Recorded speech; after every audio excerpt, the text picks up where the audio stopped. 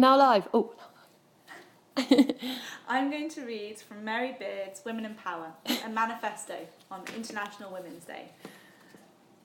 And I'm going to start with the preface. Women in the West have a lot to celebrate, let's not forget.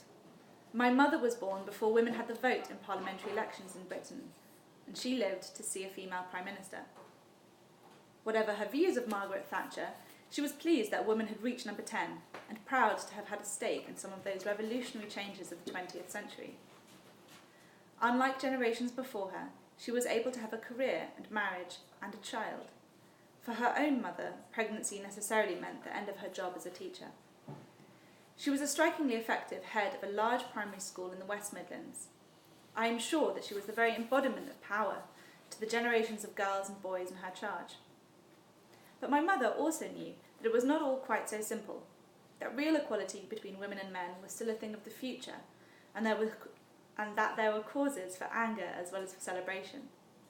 She always regretted not going to university, and was selflessly pleased that I was able to do just that. She was often frustrated that her views and her voice were not taken as seriously as she hoped they would be. And, though she would have been puzzled at the metaphor of the glass ceiling, she was well aware that the further up the career hierarchy she went, the fewer female faces she saw. She was often in my mind when I was preparing the 2 lectures on which this book is based, delivered courtesy of the London Review of Books in 2014 and 2017. I wanted to work out how I would explain to her, as much as to myself, as well as to the millions of other women who still share some of the same frustrations, just how deeply embedded in Western culture are the mechanisms that silence women, that refuse to take them seriously, and that sever them, sometimes quite literally, as we shall see, from the centres of power. This is one place where the world of the ancient Greeks and Romans can help to throw light on our own. When it comes to silencing women, Western culture has had thousands of years of practice.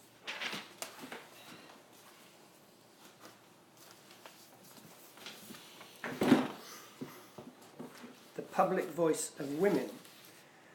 I want to start very near the beginning of the tradition of Western literature and its first recorded example of a man telling a woman to shut up, telling her that her voice was not to be heard in public. I am thinking of a moment immortalised at the start of Homer's Odyssey, almost 3,000 years ago. We tend now to think of the Odyssey as the epic story of Odysseus and the adventures and scrapes he had returning home after the Trojan War, while for decades his wife Penelope loyally waited for him, fending off the suitors who were pressing to marry her. But the Odyssey is just as much the story of Telemachus, the son of Odysseus and Penelope. It is the story of his growing up, and how, over the course of the poem, he matures from boy to man. That process starts in the first book of the poem, when Penelope comes down from her private quarters into the great hall of the palace to find a bard performing to the throngs of her suitors. He is singing about the difficulties the Greek heroes are having in reaching home. She isn't amused, and in front of everyone, she asks him to choose another, happier number. At which point, young Telemachus intervenes. "Mother," he says, "go back to your quarters and take up your own work, the loom and the distaff. Speech will be the business of men, all men, and of me most of all, for mine is the power in this household." And off she goes, back, upstairs. There is something faintly ridiculous about this wet behind-the-ears lad shutting up the savvy, middle-aged Penelope. But it is a nice demonstration that right where written evidence for Western culture starts, women's voices are not being heard in the public sphere. More than that, as Homer has it, an integral part of growing up as a man is learning to take control of public utterance and to silence the female of the species. The actual words Telemachus uses are significant too. When he says speech is men's business, the word mythos, not in the sense that has come down to us of myth. In Homeric Greek, it signals authoritative public speech, not the kind of chatting, prattling or gossip that anyone, women included, or especially women, could do. Oh. What interests me is the relationship between this classic Homeric moment of silencing a woman and some of the ways in which women's voices are not publicly heard in our own contemporary culture and in our own politics, from the front bench to the shop floor. It is a well-known deafness that's nicely parodied in an old Punch cartoon. That's an excellent suggestion, Miss Triggs. Perhaps one of the men here would like to make it. I want to reflect on how it might relate to the abuse that many women who do speak out are subjected to, even now. And one of the questions at the back of my mind is the connection between publicly speaking out in support of a female logo on a banknote, Twitter threats of rape and decapitation, and Telemachus's put-down of Penelope. My aim here is to take a long view, a very long view, on the culturally awkward relationship between the voice of women and the public sphere of speech-making, debate and comment, politics in its widest sense, from office committees to the floor of the House. I'm hoping that the long view will help us get beyond the simple diagnosis of misogyny that we tend a bit lazily to fall back on. To be sure, misogyny is one way of describing what's going on. If you go on a television discussion programme and then receive a load of tweets comparing your genitalia to a variety of unpleasantly rotting vegetables, it's hard to find a more apt word. But if we want to understand and do something about the fact that women, even when they are not silenced, still have to pay a very high price for being heard, we need to recognise that it's a bit more complicated and that there is a long backstory. Telemachus's outburst was just the first case in a long line of largely successful attempts, stretching throughout Greek and Roman antiquity, not only to exclude women from public speech, but also to parade that exclusion. In the early 4th century BC, for example, Aristophanes devoted a whole comedy to the hilarious fantasy that women might take over running the state. Part of the joke was that women couldn't speak properly in public, or rather they couldn't adapt their private speech, which in this case was largely fixated on sex, to the lofty idiom of male politics. In the Roman world, Ovid's Metamorphoses, that extraordinary mythological epic about people changing shape, and probably the most influential work of literature on Western art after the Bible, repeatedly returns to the idea of the silencing of women in the process of their transformation. Poor Io is turned by the god Jupiter into a cow, so she cannot talk but only moo, while the chatty nymph Echo is punished, so that her voice is never her own, merely an instrument for repeating the words of others. In Waterhouse's famous painting, she gazes at her desired Narcissus, but cannot initiate a conversation with him, while he, the original narcissist, has fallen in love with his own image in the pool.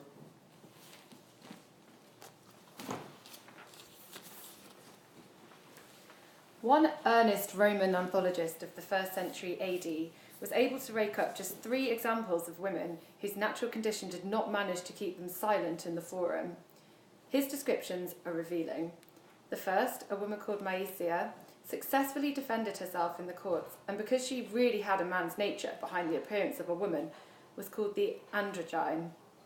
The second, Aphrenia, used to initiate legal cases herself and was impudent enough to plead in person, so that everyone became tired out with her barking or yapping. She still isn't allowed human speech. We are told that she died in 48 BC because with unnatural freaks like this, it's more important to record when they died than when they were born. There are only 2 main exceptions in the classical world to this abomination of women's public speaking. First, women are allowed to speak out as victims and as martyrs, usually to preface their own death. Early Christian women were represented loudly upholding their faith as they went to the lions, and in a well-known story from the early history of Rome, the virtuous Lucretia, raped by a brutal prince of the ruling monarchy, was given a speaking part solely to denounce the rapist and announce her own suicide, or so Roman writers presented it. What really happened? We haven't a clue. But even this rather bitter opportunity to speak could itself be removed. One story in the Metamorphoses tells of the rape of the young princess Philomela. In order to prevent any Lucretia-style denunciation, the rapist quite simply cuts her tongue out.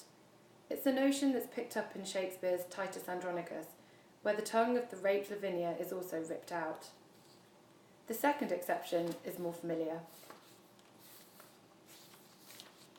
Occasionally, women could legitimately rise up to speak, to defend their homes, their children, their husbands, or the interests of other women. So in the third of the three examples of female oratory discussed by that Roman anthologist, the woman, Hortensia by name, gets away with it because she is acting explicitly as the spokesperson for the women of Rome, and for women only, after they've been subject to a special wealth tax to fund a dubious war effort. Women, in other words, may in extreme circumstances publicly defend their own sectional interests, but not speak for men or the community as a whole. In general, as one 2nd century AD guru put it, a woman should as modestly guard against exposing her voice to outsiders as she would guard against stripping off her clothes.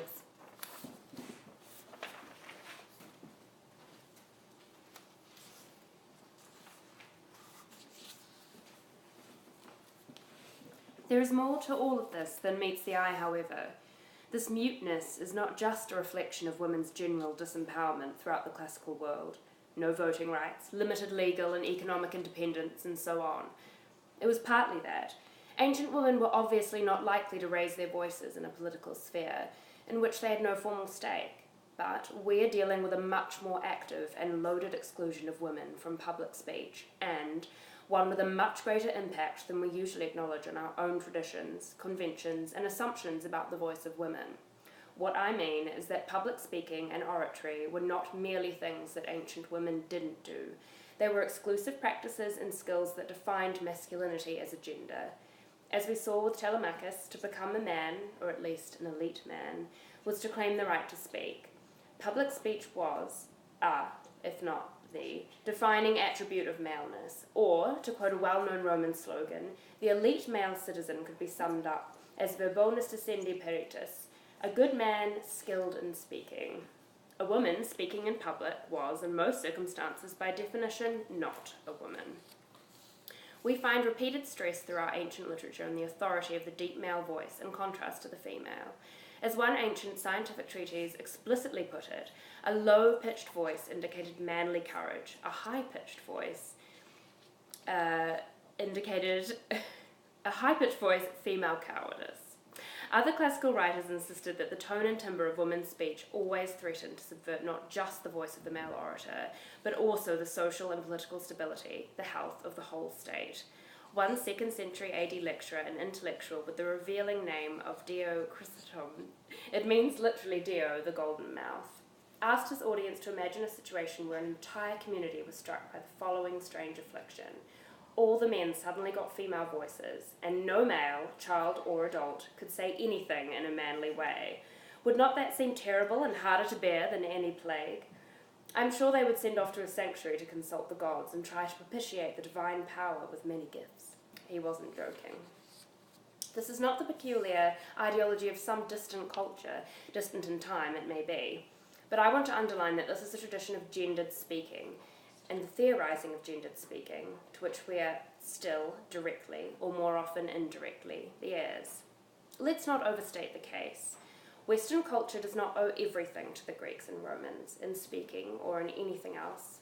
Thank heavens it doesn't. None of us would fancy living in a Greco-Roman world. There are all kinds of variant and competing influences on us, and our political system has happily overthrown many of the gendered certainties of antiquity. Yet it remains the fact that our own traditions of debate and public speaking, their conventions and rules, still lie very much in the shadow of the classical world. The modern techniques of rhetoric and persuasion formulated in the Renaissance were drawn explicitly from ancient speeches and handbooks.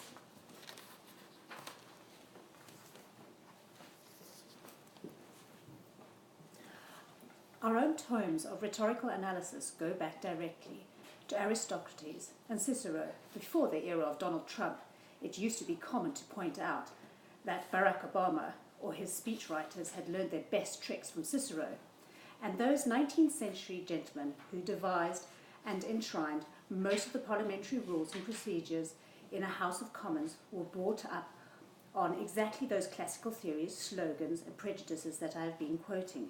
Again, there's not simply the victims of dupes, our classical inheritance, but classical traditions have proved us that a powerful template for thinking about public speech and for deciding what counts as good oratory or bad, persuasive or not, and whose speech is to be given space to be heard, and gender is obviously an important part of the mix. It takes only a casual glance at the modern Western traditions of speech-making, at least up to the 20th century, to see that many of the classical themes I have been highlighting emerge time and time again. Women who claim a public voice get treated as freakish, like Messiah, who defended herself in the forum, or they apparently treat themselves as such. The obvious case is Elizabeth I's belligerent address to the troops of Tilbury in 1588, in the face of the Spanish Armada. In the words many of us learned at school, she seems positive to avoid her own androgyny. I know I have the body of a weak, feeble woman, but I have the heart and the stomach of a king, and a king of England too. An odd slogan to get young girls to learn. The truth is that she probably never said anything of the sort. There is no script for her hand, or that of the speechwriter, no eyewitness account. And the version comes from the letters of an unreliable commentator with his own axe to grind, written almost 40 years later. But for my purpose, the profitable fictionality of speech makes it even better. The nice twist in the male letter-written writer puts the boast or confusion and androgyny into Elizabeth's own mouth. Looking at modern traditions or oratory more generally, we also find the same areas of license for women to talk publicly, whether in support of their own sectional interests or in the parade of their victimhood. If you speech out the women's contributions, if you search out the women's contributions, including those curious compendiums called 100 Great Speeches and Histories, and the like, you find that most of the female highlights, from Emmanuel Pankhurst to Hillary Clinton, address the UN conference on women in Beijing, are about a lot of women. So too is probably the most popular and anthropological example of female oratory of all of 1851, Ain't I a Woman, Speech of Sordid's Truth, ex-slave, abolitionist, and American campaigner for women's rights. And ain't I a woman, she is supposed to have said.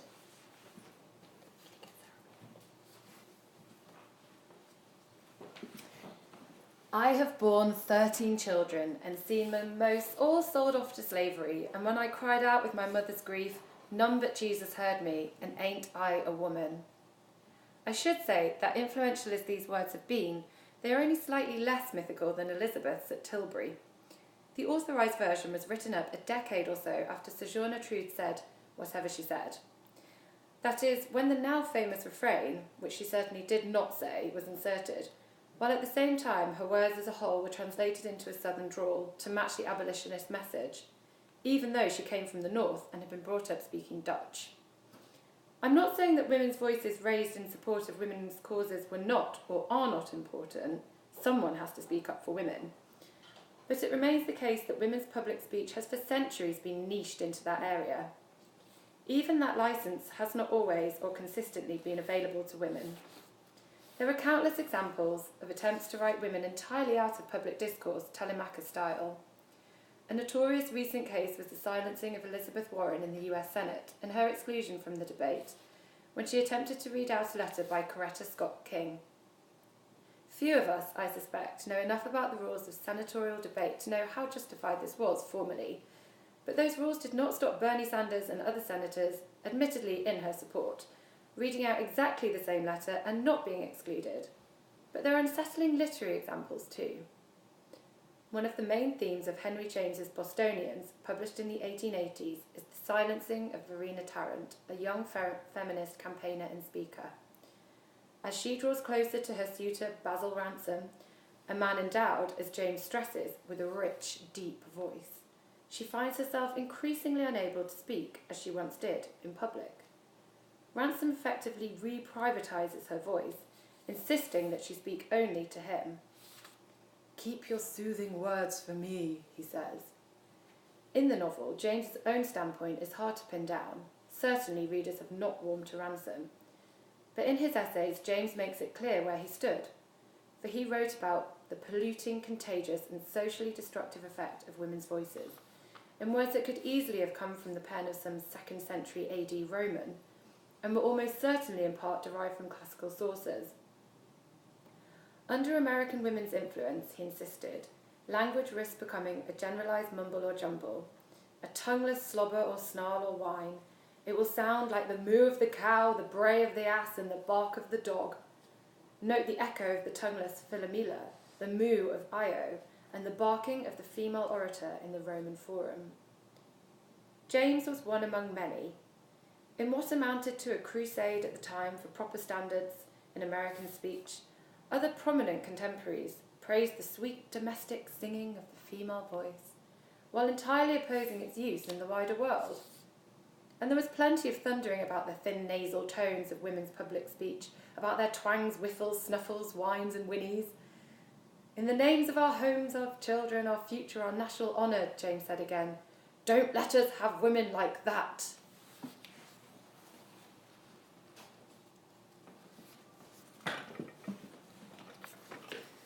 Of course, we don't talk in those bold terms now, or not quite. For many aspects of this traditional package of views about the unsuitability of women for public speaking in general, a package going back in its essentials over 2 millennia, still underlie some of our own assumptions about, and awkwardness with, the female voice in public.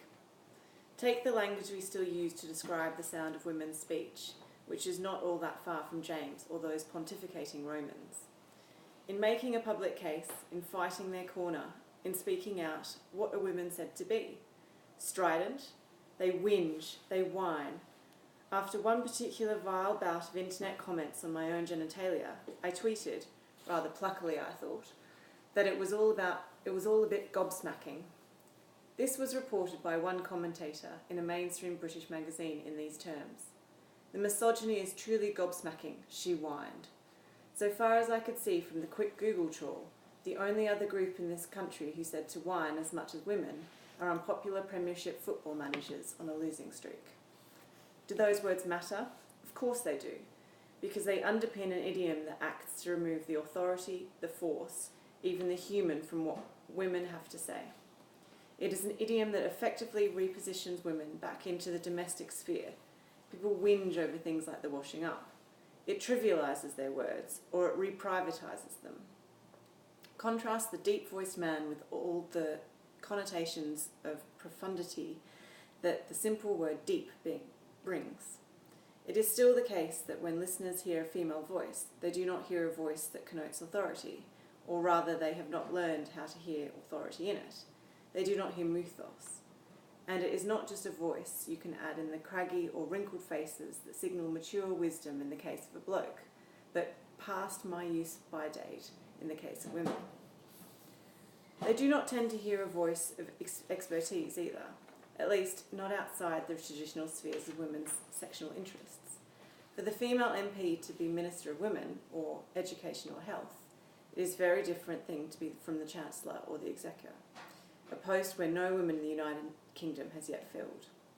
And across the board we still see tremendous resistance to female encroachment onto traditional male discursive territory, whether it's the abuse hurled at Jackie Oatley for having the nerve to stray from the netball court to become the first woman commentator on Match of the Day, or what could be meted out to women who appear on Question Time, where the range of topics discussed is usually fairly mainstream male political. It may not be a surprise that the same commentator who accused me of whining claims to run a small, light-hearted competition for the most stupid woman to appear on Question Time. More interesting is another cultural connection that this reveals, that unpopular, controversial, or just plain different views when voiced by a woman are taken as indications of her stupidity. It's not that you disagree, it's that she is stupid. Sorry, love, you just don't understand. I've lost count of the number of times I've been called an ignorant moron.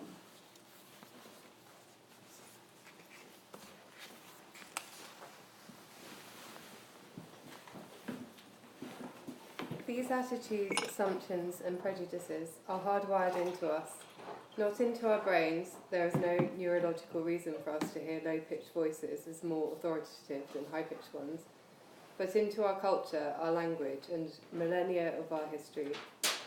And when we are thinking about the underrepresentation of women in national politics, their relative muteness in the public sphere, we have to think beyond what some prominent British politicians and their chums got up to in the Oxford Bullingdon Cup beyond the bad behaviour and blokeage culture of Westminster, beyond even family-friendly hours and childcare provision, important as those are.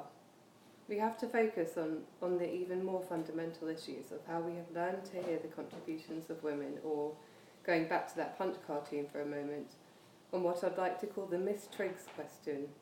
Not just how does she get a word in edgeways, but how can we make ourselves more aware about the processes and prejudices that make us not listen to her? Some of these same issues of voice and gender are at play in the questions of internet trolls and the hostility from abuse to death threats that get transmitted online.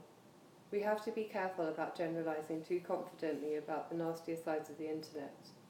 They appear in many different forms. It's not quite the same on Twitter, for example, as it is under the line in a newspaper comment section, and criminal death threats are a different kettle of fish from merely unpleasant sexist abuse. People of all sorts are the targets, from grieving parents of dead teenagers to celebrities of many kinds. What is clear, though precise estimates vary, is that many more men than women are the perpetrators of this stuff, and they attack women far more than they attack men. For what it's worth, and I have not suffered anything like as much as some women, I received something we might euphemistically call an inappropriately hostile response. That is to say, more than fair criticism or even fair anger, every time I speak on radio or television.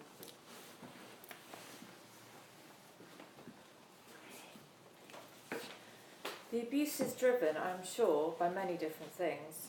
Some of it is from kids acting up, some from people who've had far too much to drink, some from people who for a moment have lost their inhibitors and can be very apologetic later. More a sad than a villainous. When I'm feeling charitable, I think quite a lot comes from people who feel let down by the false promises of democratisation blazoned by, for example, Twitter. It was supposed to put us directly in touch with those in power and open up a new democratic kind of conversation. It does almost nothing of the sort. If we tweet the Prime Minister or the Pope, they no more read our words than if we send them a letter. And for the most part, the Prime Minister does not even write the tweets that appear under her or his name. How could she? I'm not so sure about the Pope.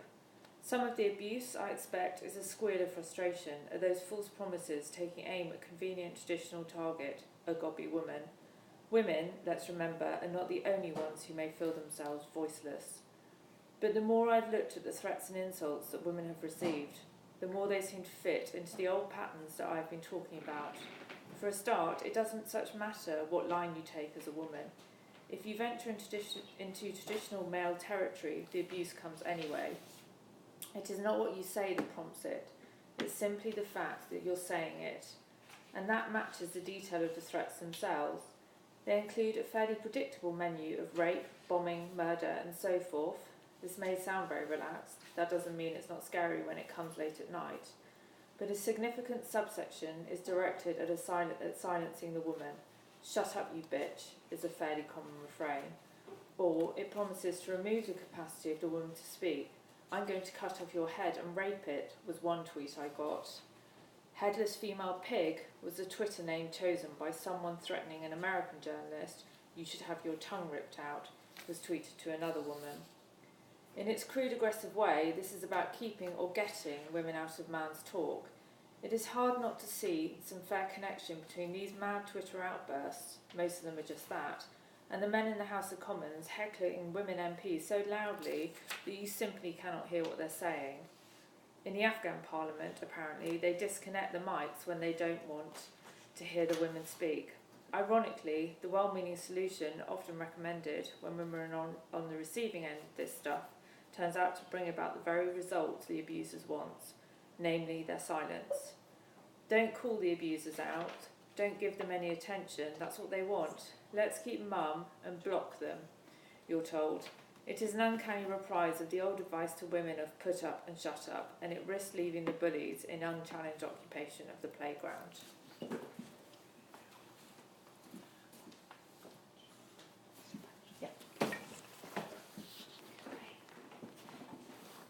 So much for the diagnosis. What's the practical remedy? Like most women, I wish I knew. There can't be a group of female friends or colleagues anywhere which hasn't regularly discussed the day-to-day aspects of the Miss Triggs question. Whether in the office or a committee room, council chamber, seminar, or the House of Commons. How do I get my point heard? How do I get noticed? How do I get to belong in the discussion? I'm sure it is something some men feel too. But if there's one thing that bonds women of all backgrounds, of all political colours, in all kinds of business and profession, it is the classic experience of the failed intervention. You're at a meeting, you make a point, and then a short silence follows. And after a few awkward seconds, some man picks up where he had just left off. What I was saying was, you might as well never have opened your mouth, and you end up blaming both yourself and the men whose exclusive club this discussion appears to be. Those who do manage successfully to get their voices across very often adopt some version of the androgyny route. The Myasia in the form of Elizabeth at Tilbury, consciously aping aspects of male rhetoric. That was what Margaret Thatcher did when she took voice training specifically to lower her voice, to add the tone of authority that her advisors thought her high pitch lacked. If that worked, it is perhaps churlish to knock it, but all tactics of that type tend to leave.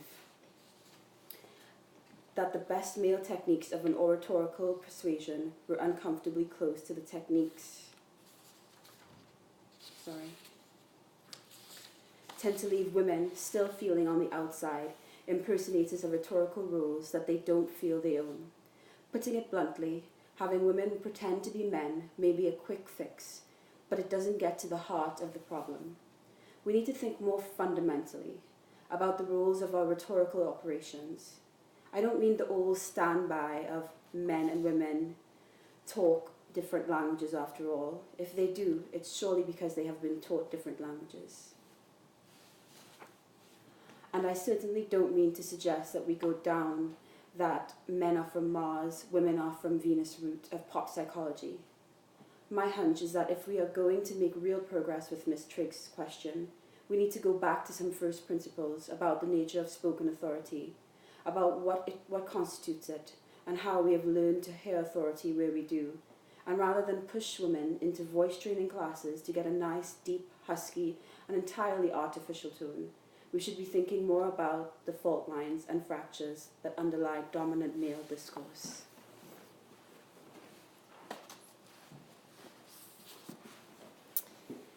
Here again, we can usefully look to the Greeks and Romans.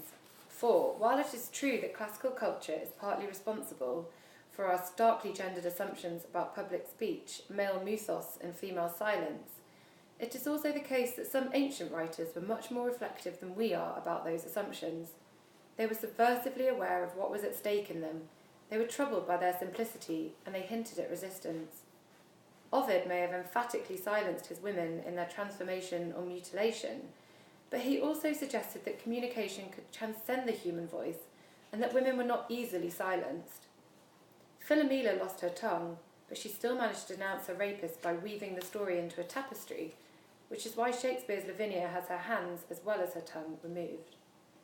The smartest ancient rhetorical theorists were prepared to acknowledge that the best male techniques of oratorical persuasion were uncomfortably close to the techniques, as they saw it, of female seduction. Was oratory then really so safely masculine, they wondered. One particularly bloody anecdote vividly exposes the unresolved gender wars that lay just below the surface of ancient public life and speaking. In the course of the Roman civil wars that followed the assassination of Julius Caesar in 44 BC, Marcus Tullius Cicero, the most powerful public speaker and debater in the Roman world ever, was lynched. The hit squad that took him out triumphantly brought his head and his hands to Rome and pinned them up for all to see on the speaker's platform in the Forum. It was then, so the story went, that Fulvia, the wife of Mark Antony, who had been the victim of some of Cicero's most devastating polemics, went along to have a look. And when she saw those bits of him, she removed the pins from her hair and repeatedly stabbed them into the dead man's tongue. It's a disconcerting image of one of the defining articles of female adornment, the hairpin, used as a weapon against the very sight of the production of male speech. a kind of reverse Philomela. What I am pointing to here is a critically self-aware ancient tradition, not one that directly challenges the basic template I've been outlining, but one that is determined to reveal its conflicts and paradoxes, and to raise bigger questions about the nature and purpose of speech, male or female. We should perhaps take our cue from this and try to bring to the surface the kinds of questions we tend to shelve about how we speak in public, why and whose voice fits. What we need is some old-fashioned consciousness raising about what we mean by the voice of authority and how we've come to construct it. We need to work that out before we figure out how we modern Penelopes might answer back to our own Telemachuses, or, for that matter, just decide to lend Mrs. Triggs some hairpins.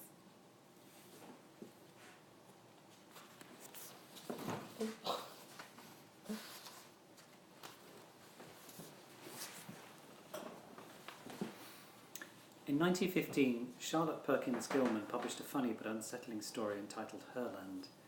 As the name hints, it is a fantasy about a nation of women, and women only, that has existed for 2,000 years in some remote, still unexplored part of the globe. These women live in a magnificent utopia, clean and tidy, collaborative, peaceful. Even the cats have stopped killing the birds. Brilliantly organised in everything from its sustainable agriculture and delicious food to its social services and education. And it all depends on one miraculous innovation. At the very beginning of its history, the founding mothers had somehow perfected the technique of parthenogenesis. The practical details are a bit unclear, but the women somehow just gave birth to baby girls with no intervention from men at all. There was no sex in Herland. The story is all about the disruption of this world when 3 American males discover it. Van Dyke Jennings, the nice guy narrator, Jeff Margrave, a man whose gallantry is almost the undoing of him in the face of all these ladies, and the truly appalling Terry Nicholson. When they first arrive, Terry refuses to believe that there are not some men around somewhere pulling the strings, because how, after all, could you imagine women actually running anything? When eventually he has to accept that this is exactly what they are doing, he decides that what Herland needs is a bit of a sex and a bit of male mastery. The story ends with Terry unceremoniously deported after one of his bids for mastery in the bedroom goes horribly wrong. There are all kinds of irony to this tale. One joke that Perkins Gilman plays throughout is that the women simply don't recognise their own achievements. They have independently created an exemplary state, one to be proud of. But when confronted by their 3 uninvited male visitors, who lie somewhere on the spectrum between spineless and scumbag, they tend to defer to the men's competence, knowledge and expertise, and they are slightly in awe of the male world outside. Although they have made a utopia, they think they have messed it all up.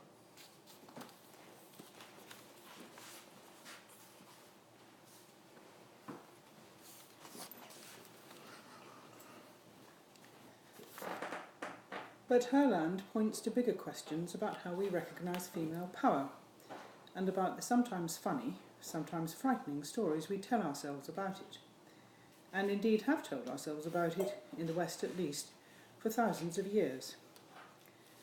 How have we learned to look at those women who exercise power, and who try to? What are the cultural underpinnings of misogyny in politics or the workplace, and its forms? What kind of misogyny? Aimed at what or whom? Using what words or images, and with what effects? How or why do the conventional definitions of power, or for that matter of knowledge, or expertise and authority, that we carry around in our heads exclude women? It is happily the case that there are now more women in what we would all probability agree are powerful positions than there were 10, let alone 50 years ago. Whether that is as politicians, councillors, police commissioners, managers, CEOs, judges, or whatever, it is still a clear minority, but there are more. To give just one figure, around 4% of UK MPs were women in the 1970s. Around 30% are now. But my basic premise is that our mental, cultural template for a powerful person remains resolutely male. If we close our eyes and try to conjure up the image of a president, or, to move into the knowledge economy, a professor, what most of us see is not a woman.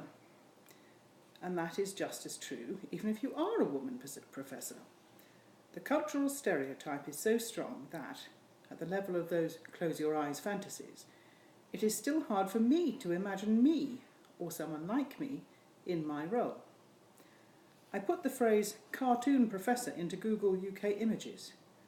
Cartoon professor to make sure I was targeting the imaginary ones, the cultural template, not the real ones.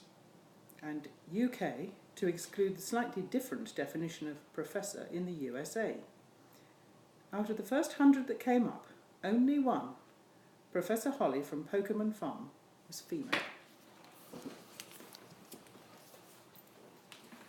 And that's as far as we're going to go today. If you want to finish off reading this yourself, then you can go and buy it from your local bookshop or online. Thanks very much for watching, and very happy International Women's Day to everybody.